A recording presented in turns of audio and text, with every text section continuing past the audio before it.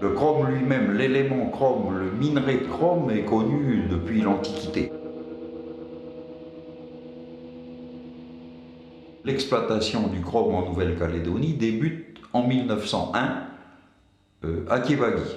Après, d'autres mines viendront se compléter parce que ça devient un besoin phénoménal. Le monde entier est à la recherche de chrome, mais ça commence en 1901. Fantoche a dû commencer dans les années 1920 et ça s'est terminé vers 1945. Dans ces périodes-là, c'était une petite mine par rapport à Kiebagi.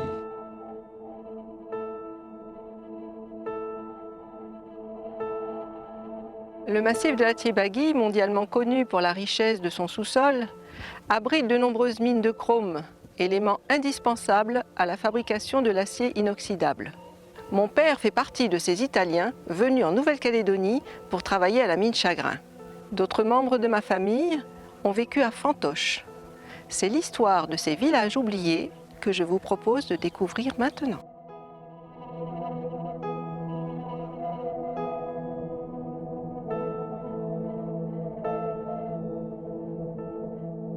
Je m'appelle Guy Gastaldi, je suis né le 21 juin 1929 à Nouméa. Mon père était Paul Gastaldi. Il était né en 1900 à Yingin. Il est rentré à la mine Fantoche comme mineur de fond. Il était contremaître.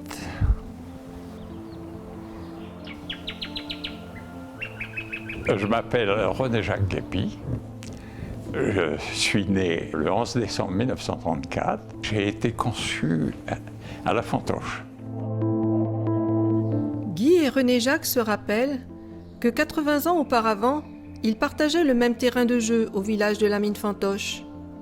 Là où aujourd'hui, la nature a repris ses droits. Néoué, c'est la rivière qui passe à 5 ou 6 kilomètres du village de Fantoche là, et de la mine, et qui va se jeter dans la baie de Néoué. La baie de Néoué, c'est la plus grande baie de Calédonie. Elle est énorme.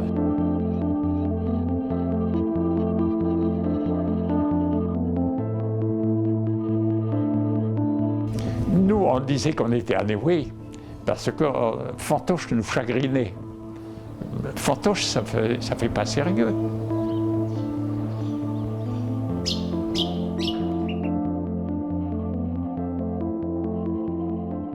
Mon père s'appelait Joseph, mais tout le monde le connaît sous le nom de Léon. C'est lui qui a monté les premières maisons dans cette fameuse mine Fantoche. Là. Un peu des bicoques, mais en fait c'est quand même des maisons. Il n'y avait pas beaucoup, il y avait à peu près 5 ou 6 maisons, hein. C'est tout ce qu'il faut avoir à l'époque.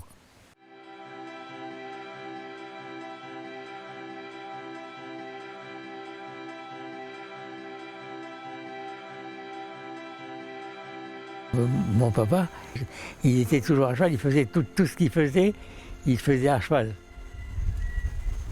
Il n'y avait pas de véhicule à l'époque. Guy m'emmène sur les lieux du village où ses parents vécurent en compagnie de ceux de René-Jacques. Nous sommes à la recherche des traces de l'activité humaine.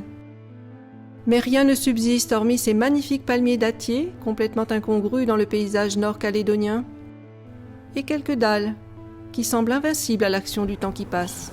Et la gamelle par elle-même, elle était sur le bas, là. Et il y en avait une autre partie comme ça. Les célibataires, ils étaient à la gamelle. Et ils avaient toute une série de chambres dans le bas du village. Et ils mangeaient tous ensemble, quoi. Hein. C'est pour ça qu'ils appelaient ça la gamelle. Il y en avait 6 ou 7 en bas.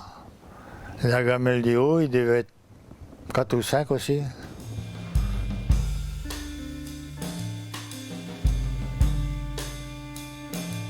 C'était toutes des maisons démontables. Il n'y avait pas de clous dans l'aventure, c'était tout des chevilles en bois. C'est tout. C'est-à-dire que quand ils sont partis, les gens ils ont acheté les maisons, ils ont pu les démonter et tout, pour les remonter après, quoi. En fait, le point central du village, c'était l'école et le tennis et le club. Et toutes les maisons étaient à la périphérie de cet endroit. Là, c'est la véranda. Et là, c'est l'école. Et derrière, c'était le terrain de jeu pour les enfants. C'était juste derrière. Là.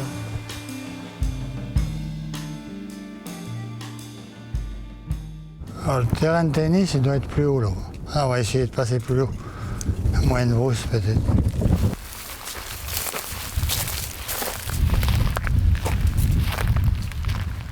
Il y avait une conduite d'eau qui partait du bassin, qui venait au coin là, ici là.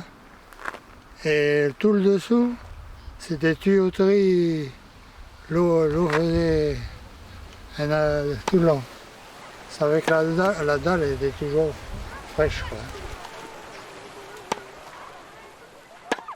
Et le produit qu'ils ont fait venir des États-Unis, qui recouvrait la surface du tennis, était un produit qui était mi-caoutchouté, mi-goudronné, et qui était d'une qualité vraiment extraordinaire pour les gens qui jouaient dessus, et ils pouvaient jouer des heures sans fatiguer. Il y avait beaucoup d'enfants du même âge. Quand la fantoche s'est ouverte, ma mère me disait qu'il y avait 2 ou 3 garçons. Et quand la fantoche a fermé, il y avait une cinquantaine de gosses. C'est pour dire l'évolution qu'il y a eu dans ce village. On avait une vie vraiment très, très heureuse.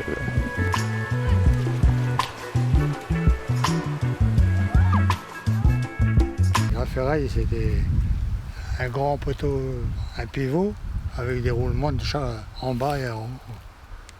Ça tournait. De ce manège dont Guy se souvient très bien, il ne reste que le cône, réceptacle du mécanisme.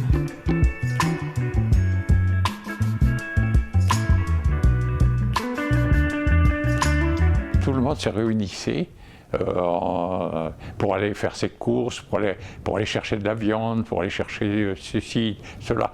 Donc tout le monde se réunissait, même les Tonkinois qui venaient s'approvisionner eux aussi. Tout le monde se retrouvait là, et celui qui était en charge de ça, c'était petit Louis Gastaldi.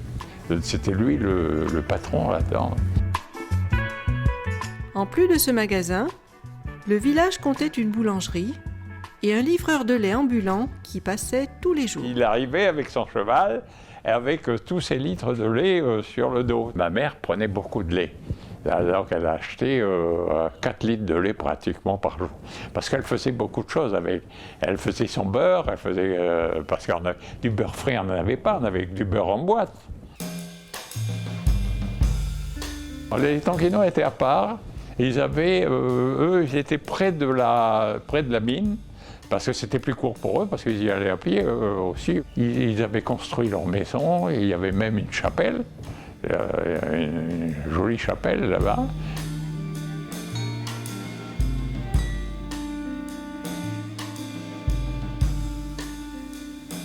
Ils coupaient des fûts, ils coupaient en deux, puis ils servaient de la tôle pour faire les cloisons.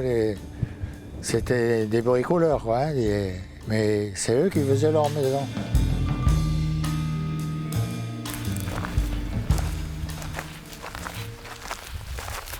Ici, c'était la dalle de la maison de M. Sinclair, le directeur.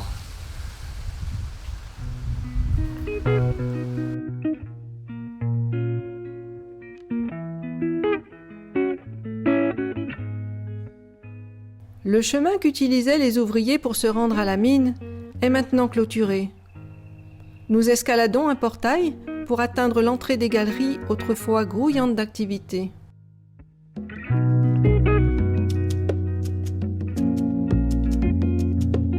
Ça, c'était le chemin qui conduisait tous ceux qui venaient à la mine, ils passaient par le village chinois, ils montaient là.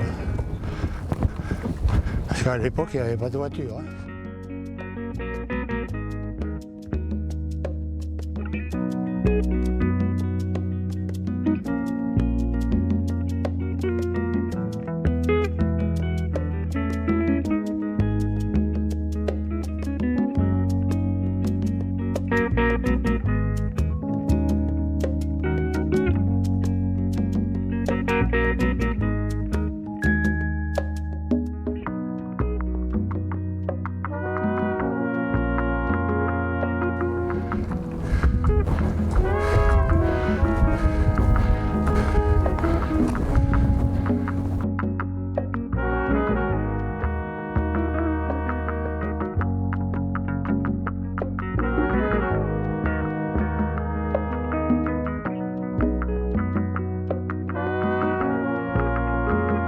Donc à partir de cette entrée, comment est-ce que ça s'organise dans la montagne, on va dire, dans la ville? Ça pouvait partir comme ça pouvait partir comme ça, suivant les filons, quoi.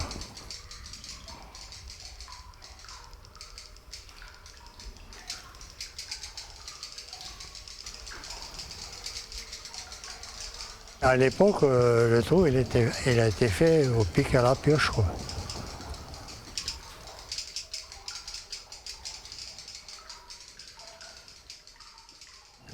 C'était une mine à capitaux américains, c'était la société chimique du chrome, dont le siège social était à New York. Quand on analyse ce qu'a été la mine Fantoche, on s'aperçoit que c'était une réalisation hors du commun. C'était le modernisme poussé à l'extrême pour l'époque.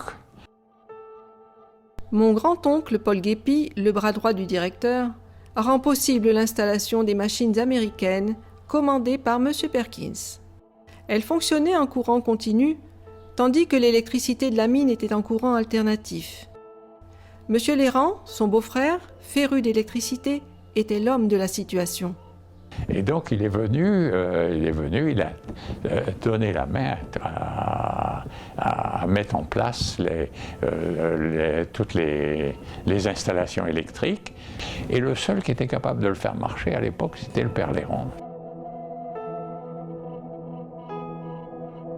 L'ingénieur qui a conçu le système d'exploitation et d'évacuation était génial.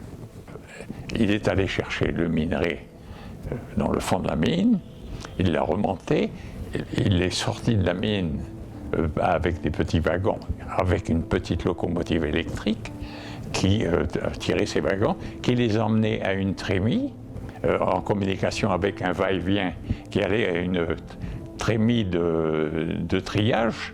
Ce va-et-vient fonctionnait par gravitation, c'est-à-dire que la benne pleine faisait monter la vide, tu vois, et vice-versa. Ça marchait comme ça, tu vois. Après, à la deuxième trémie, il y avait des tonkinoises qui triaient le minerai pauvre. Tout ce qui était pauvre, ils foutaient en l'air, quoi.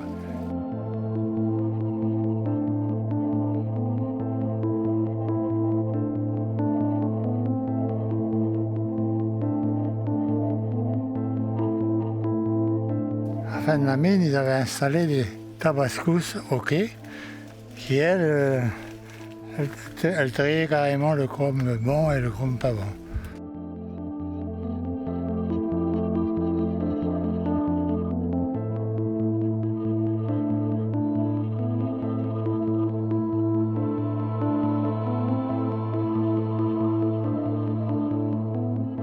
Au tout début du fonctionnement de la Fantoche, les trémies déversaient directement dans les wagons le produit qui arrivait de la mine. Et ensuite était évacué vers la mer. Et s'il y avait un bateau en chargement, chargeait tout de suite les wagons. C'est-à-dire qu'il n'y avait qu'une manutention dans le fond de la mine et une manutention dans le chaland qui embarquait sur le bateau.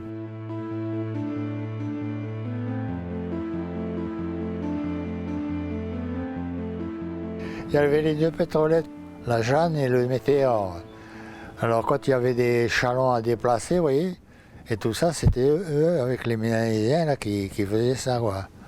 Et par exemple, ils chargeaient un chaland, ils prenaient le chaland et ils allaient le mouiller en dehors, de manière que les chaloupes du chalandage, les remorqueurs, ils reprenaient les chalands pour les amener au bateau. À l'époque, pour les Kanaks, travailler n'était pas chose facile. Le code de l'indigénat régissait sévèrement leurs contrats et tous leurs déplacements.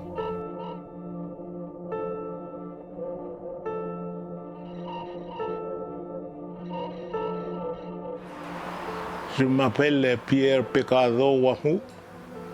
Je suis né à Lifou en 1937. À cette époque, pour que les gens de Lifou, les habitants de Lifou, puissent venir travailler à Nouméa, C'était l'époque de l'indigénat. Il fallait d'abord l'autorisation du grand chef, venir à Nouméa. C'est pas simple parce qu'on n'a pas de famille. Alors quand les personnes arrivent de Lifou, il faut trouver un endroit pour s'installer, pour dormir ou pour manger. Et nous avons eu, nous, la chance, on peut dire la chance, parce que nous étions chez M. Ducasse. C'est lui qui a recruté mon grand-père en 1925. Après 20 heures, il faut trouver un endroit pour dormir, il ne faut plus circuler. Si on circule, ben, la police nous ramasse les gens pour les emmener en prison. C'est pour ça que c'était plus simple de vivre chez Ducasse et puis passer la nuit, attendre le lendemain pour pouvoir circuler de nouveau.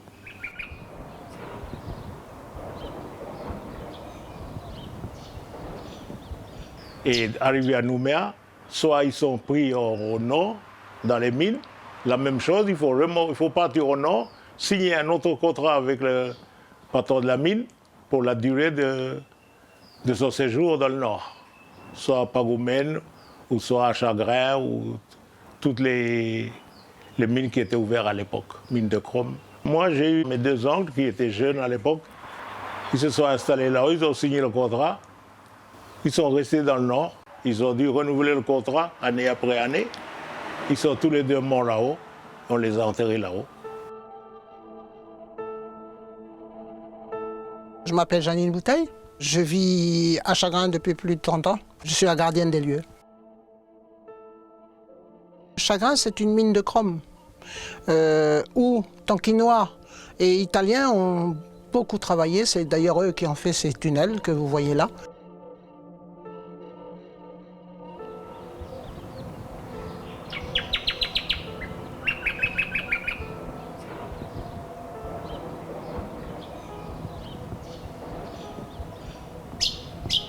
Je suis né à Nouméa le 29 février 1924. Je m'appelle Lucien Teuil. J'avais 17 ans et demi à l'époque et j'ai travaillé à la mine Chagrin pendant 1 an et demi. D'abord, j'ai commencé en surface. Vous voyez, il y avait une usine qui traitait le minerai. Et c'était là que j'étais au début. J'ai fait à peu près 4-5 mois. Et de là, on m'a envoyé travailler en profondeur. Quand on m'a dit demain, tu vas rentrer dans la mine, et bien le lendemain, je suis monté. On m'a donné une lampe acétylène, là. C'était avec ça qu'on s'éclairait. Et je suis descendu, travailler en bas. Puis après, c'était la routine quand ça allait. Et je faisais les 3 quarts de 8 heures. Plus dur, c'était le quart de nuit. Arrivé vers 2 heures, 3 heures du matin, on n'en pouvait plus. Puis il n'était pas question que le contremaître vous trouve assis, hein. Oh là là. Alors, il fallait toujours travailler tout doucement. Ou alors rester debout. Dès qu'on l'apercevait, allez, on continuait à travailler. Alors, je vous dis, Chagrin, c'était dur, très dur. Ça devait être très, très difficile.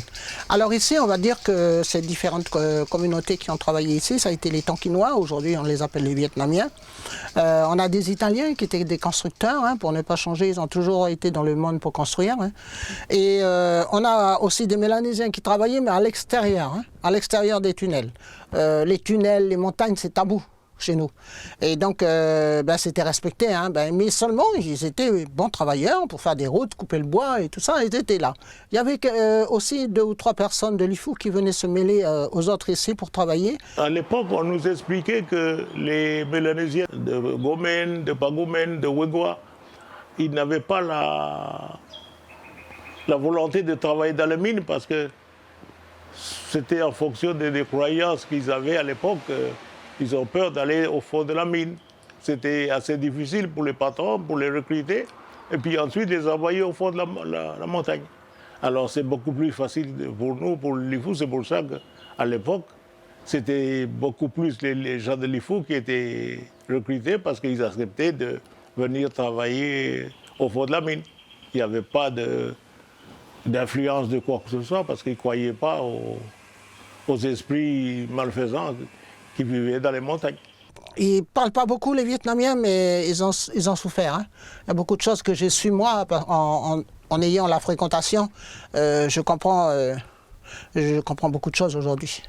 Et vous avez aussi des femmes qui étaient enceintes qui venaient aider dans les tunnels, qui faisaient des fausses couches aussi, par rapport au travail. C'est des gens qui pensaient faire fortune ici en fin de compte. Mais ils se sont bien trompés quoi. Et je touchais 20 francs par jour. Les Taquinois touchaient 80 francs par mois. On était obligé de prendre ça, il n'y avait pas autre chose. On travaillait au pic à la pelle, il n'y avait pas d'engin. Tant qu'on était en bas, on restait en bas. Il fallait faire les 8 heures en bas. Pour se protéger, on avait qu'un casque. On n'avait pas de chaussures de sécurité. On travaillait, à l'époque, on appelait ça les tabis. Vous voyez, des chaussures en toile, là. C'était ça qu'on avait. Quand c'était l'heure, tout le monde descendait ensemble. On n'appelait pas ça un puits, on appelait ça un chaf. Il y avait un puits principal, une entrée principale, un puits principal, et après il y avait des galeries. Tirer une galerie, quand elle était terminée, ils en retiraient une autre. C'était comme ça. On utilisait beaucoup la dynamite dans la pierre, il n'y a pas trop, pas dans le minerai. On perçait dedans, là, et puis après ça, on mettait de la dynamite. On mettait la dynamite, et après ça, pour bien damer, c'était avec la poignée au lit. et puis après, on allumait, puis on se retirait, et puis ça pétait. Il y avait Fantoche, il y avait Chagrin, il y avait Thiébagui. Tout était sur la même montagne, tout ça. Vous avez un bassin d'eau pour récupérer l'eau qui venait de là-haut, pour laver le chrome. Voilà, vous avez un wagon là, que j'ai mis là en évidence. Et ça devait être très lourd, parce que déjà par lui-même, le fer est lourd. Et plus le chrome, parce que le chrome c'est lourd. Hein. Ah, les pauvres. On a un beau patrimoine qui nous reste, c'est vrai, avec sueur, douleur, tout ce qu'on voudra.